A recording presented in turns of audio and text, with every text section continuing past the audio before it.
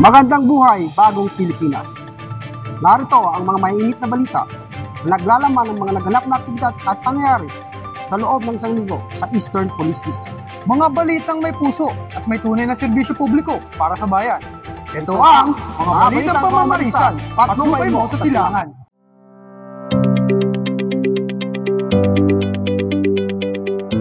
Naging matagumpay ang isinagawang seguridad ng ating mga kapulisan sa isinagawang programa ng First Lady Luis Araneta Marcos na Love for All sa Rizal High School, Pasig City, kung saan dinaluhan at sinuportahan din ito ni Pangulong Bongbong Marcos Jr. at iba pang mga opisyal ng gobyerno. Umaga pa lang ay nagtalaga na ng mga PNP personnel ang Eastern Police District sa loob at labas ng naturang eskwelahan para ipatupad ang seguridad.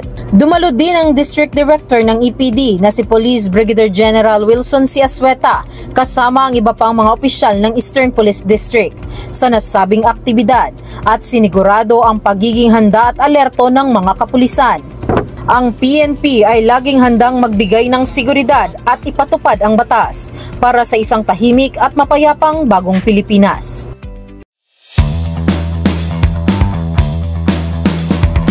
Sa ikinasang magkahiwalay na bypass operation ng Pasig PNP, arestado ang 4 na individual matapos silang mabilhan ng operatibang nagpanggap na buyer ng iligal na droga. Si alias Vanji, nahuli sa kahabaan ng Duhat Street na Pico, Barangay Manggahan, Pasig City.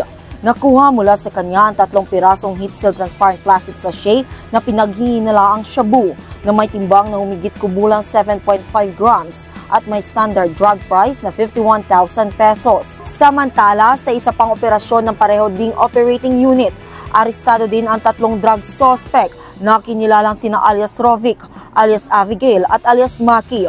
Nahuli ang 3 suspect sa kahabaan ng East Santos Street, Barangay Pinagbuhatan, Pasig City. Nakuha mula sa mga suspect ang 4 na pirasong heat seal transparent plastic sachet na naglalaman ng hinihinalang shabu na may timbang na humigit kumulang 13 grams at may estimated standard drug price na 88,400 pesos. Sa kabuuan, umabot sa 139,400 pesos na halaga ng iligal na droga ang nasabat sa 2 operasyon. Nahaharap ngayon ng mga suspect sa paglabag sa Comprehensive Dangerous Drugs Act of 2002 o RA 9165. Arestado ang isang lalaki sa paglabag sa RA 10591 o ang Comprehensive Firearms and Ammunition Regulation Act. Sa bisa ng search warrant na inilabas ng RTC Branch 154, Pasig City, naaresto ang suspect na si alias Don G, 30 anyos at residente ng Barangay Rosario, Pasig City, matapos magpositibo ang operasyon ng mga otoridad at makuhaan ng isang kalibre 38 na baril at 4 na bala ang nasabing suspect sa loob ng tinitirhang bahay nito. Matapos basahan ng kanyang karapatan ang suspect ay pansamantala siyang nakapiit sa Pasig City Police Station Custodial Facility. Samantalang ang mga nakumpiskang ebidensya naman ay nasa kustodiya na ng kinaukulang tanggapan para sa kaukulang disposisyon at eksaminasyon. At yan po ang mga nagbabagang balita mula sa distrito ng Mahusay. May profesionalismo at disiplinadong pulis, Ang Eastern Police District.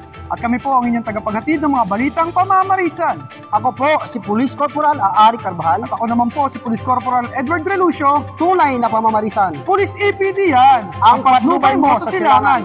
Dahil sa bagong Pilipinas, ang gusto ng pulis, ligtas ka.